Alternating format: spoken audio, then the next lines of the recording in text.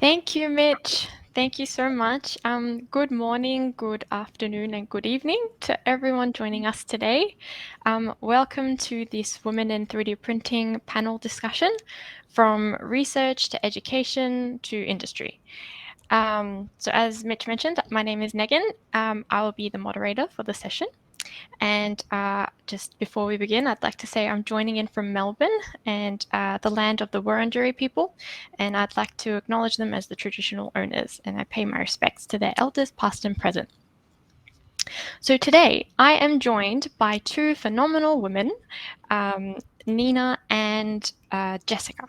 So we have Niina Matthews, a PhD candidate at the University of Technology, Sydney, and Jessica Thompson, design engineer at Rheinmetall Defence Australia.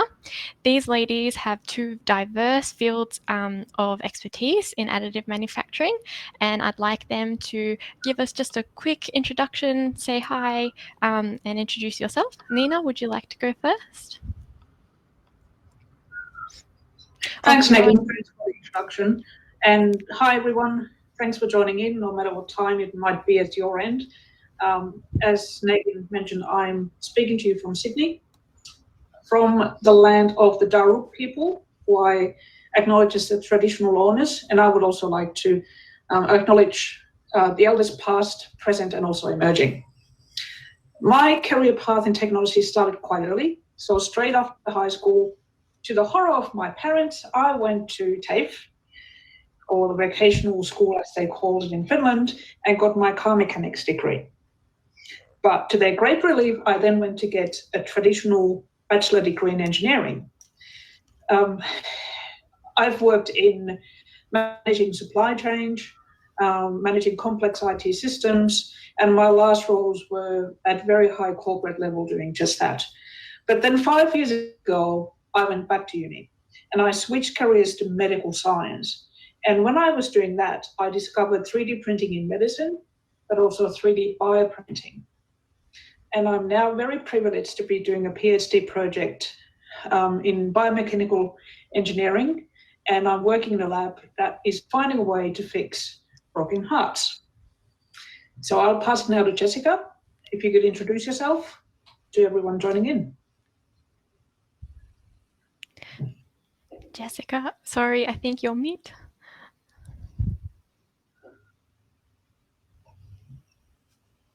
There we go.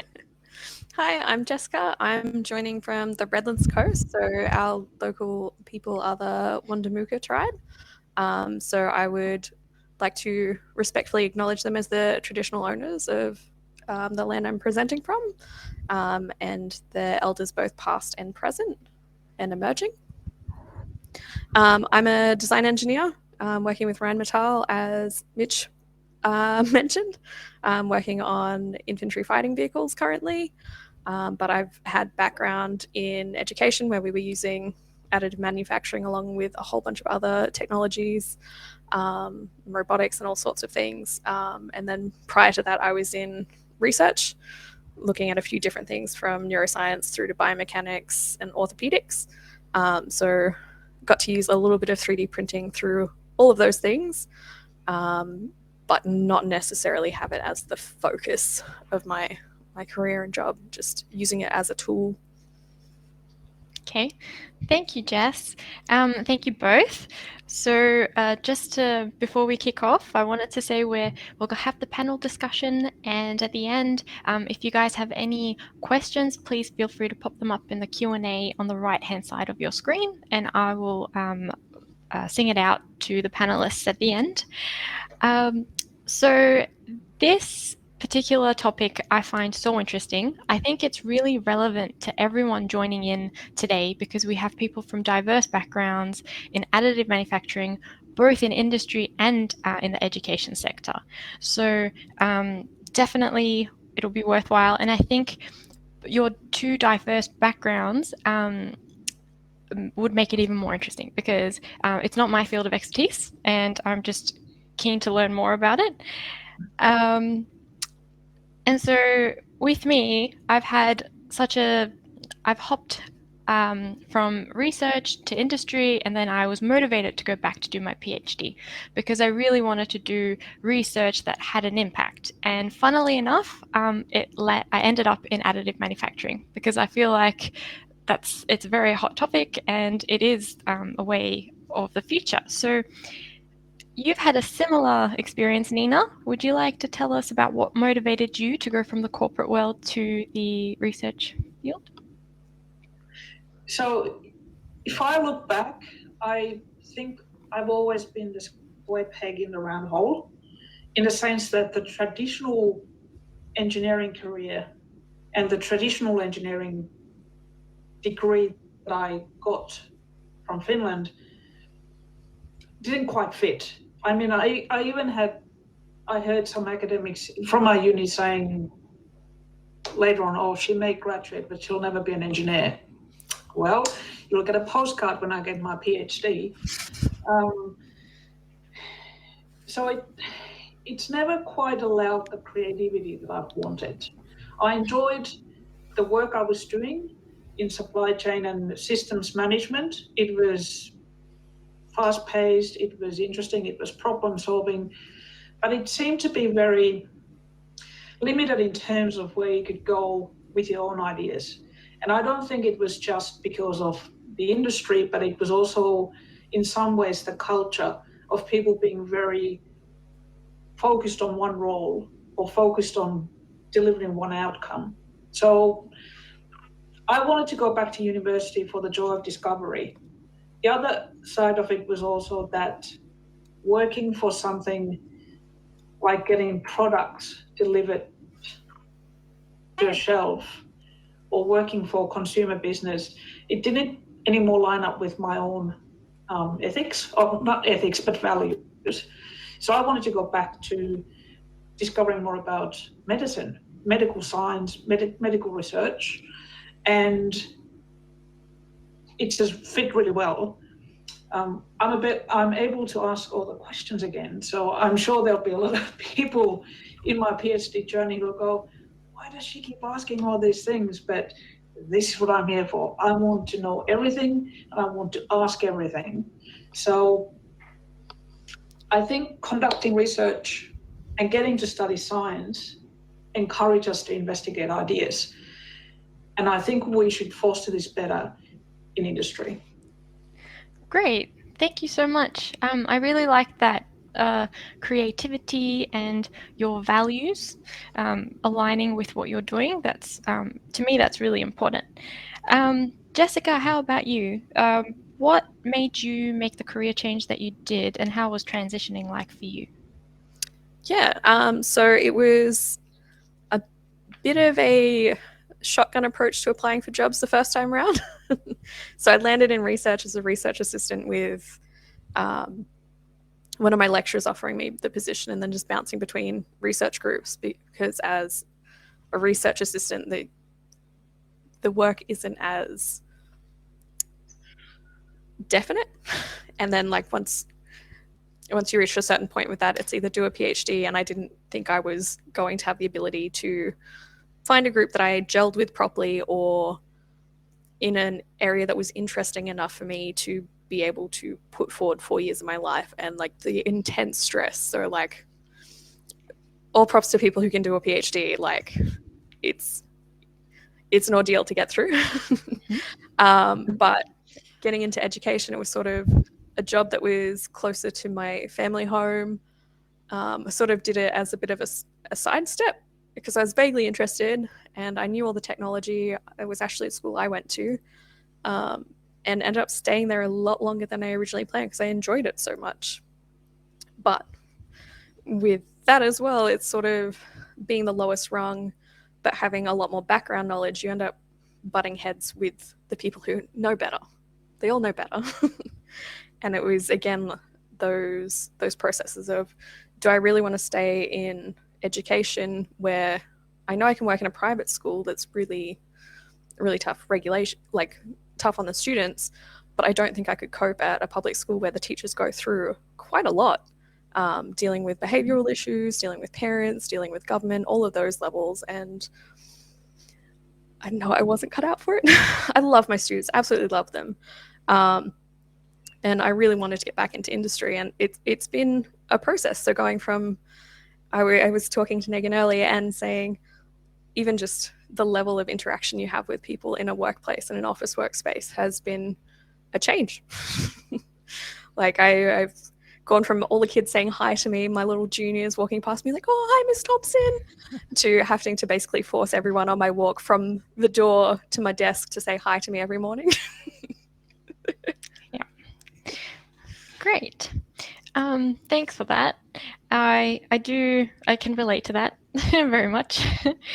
And so both of you guys, you have very different fields of research, and I wanted to get your insights on what you think, how your field, how it has an impact on the education and industry sectors, and if either one of them, it has a bigger impact on either one of them. So I'm not sure if Niina, would you like to have a go at answering that? That's a good question. Because I'm more focused on 3D bioprinting and biomedical, that from the whole 5 minutes that I've been there, I see that industry is still in many ways in the phase of maturation. So I would think that at this moment, the research is probably the biggest benefactor. Any in-house research obviously will benefit the home university. And if there's any collaboration, then yes, to the industry as well. With time moving on and there being more adopters of the technologies that the research comes through with, then it's going to have a big impact in the industry. But at the moment, I would say that everything's still developing at a blinding speed. I was asked at my PhD program interview, what do you want to do in 5 years' time? I said, I don't know. What's this line of business going to do in five years' time? We're talking about bioprinting in space. So, yeah. But yeah, for my field in specifically, I would say the research is still probably the heaviest. Yeah, that's a very good answer. And Jessica, do you think that your field, what are your thoughts on that? So in defense stuff, it's almost the opposite problem. Like, it's such an established field. How do you go about making sure research still is in the right track? Because there's a lot of old beliefs, like tanks are a very old technology in the scheme of things. How do you convince someone, well, composites might be actually beneficial when everything has already always been made out of metal? So I think there's a lot more partnership is happening, and it would be good to keep getting it happening. And there's a lot of startups happening too, so that they help bridge some of those areas a bit better than some of the more well-established pieces are even able to, with all of the red tape that's happening. Yep, thanks. So I guess in a more general sense of additive manufacturing, do you think education or industry has more to gain? I think in the short term, education has a heap to gain. So we were using it as a tool as part of our manufacturing processes, but there's huge areas where it can be used, particularly in communities where there's not the same amount of funding, there's not the same amount of access. You can 3D print anatomical models, and you can use 3D scans of actual models, like as Niina has pointed out in some of our chats. And that's invaluable teaching resources that would normally cost thousands of dollars, whereas you can get a machine for under $1,000. It's huge. And then because our students are coming through and learning those technologies, it's going to be easier to get it into industry in the next 10 to 15 years. Yep. Okay. And I think also adding to that, from an educational perspective, I think 3D model printing is a future skill. And I'm certainly encouraging my own kids to learn this. It's a bit of a marginal example, but I would hope that it's going to be a mainstream thing in terms of basic design, how to prototype and produce a small part using a 3D printer. It's certainly accessible in terms of cost. Yeah. And as our teaching staff get to learn it and the students are actually allowed to, I was very fortunate that we had a bank of 3D printers that we could use and we could just let the students loose on them. That's when you learn best, and something I've actually taken over into industry when I'm training up new people, like, yeah, get let loose on our 3D printers, go for it. I've done the worst things to this printer that can happen. You can't do worse than I've done. It's all fixable. Nice. And I do like how I have a little nephew, and they have 3D printers in their classes in primary school, and I love how it's been integrated into all levels of education, and kids are being exposed to it at such an early age. It's something that I did not experience. So I guess the next topic that I would like to touch on is ethics related. So last year I led a project with a group of phenomenal women, and we looked at the ethics behind a bracelet that was kind of had technology integrated into it, where you could flag and detect other people's body temperature. So it was a form of making an invisible threat visible to everyone. As an engineer, I didn't realize that how important ethics was until we spoke to our collaborators, and they made it clear that not everything that you 3D print should be 3D printed, and there's a lot. It can become quite complex. So from my perspective, in the future, when additive manufacturing can get coupled with technology or AI or whatever, there is a chance that it can become quite complex. And I guess you both have kind of a medical background, so medical scientist and medical engineer, and it got me thinking, who is to stop us from kind of re-engineering the human anatomy? How can we typically, an individual would have 2 kidneys, and some can function on one. But what if we made 3 kidneys and kind of made it work? Like, I know it sounds weird, but I'm just saying this topic, the ethics behind 3D printing is quite important. So what are your thoughts, if either of you would like to have a go at answering this question? Yeah, so it's a little bit of like a complex topic for me, being in defense, obviously. So I might stay away from some of that stuff just because I don't want to start any arguments in the chat. But even from like a broader perspective of ethics of 3D printing, and even right down to copyright issues, is something I'm seeing come up in some of the hobbies I do. So I'm really involved in Warhammer and painting up the little figurines. And there's a huge issue with the ethics of people downloading and printing those. Like, how do you regulate that? What's fair at a tournament level? All those sorts of things. But then coming back to the ethics, like if you 3D printed something, like one of the projects I was working on was insoles for Parkinson's disease, like as a low-tech, low-invasive intervention to help reduce falls. How do you know that those insoles aren't going to create pressure points that are going to create pressure sores in the future? Like, how do you mitigate that? How do you, as a designer, come up with those steps to even test that and know?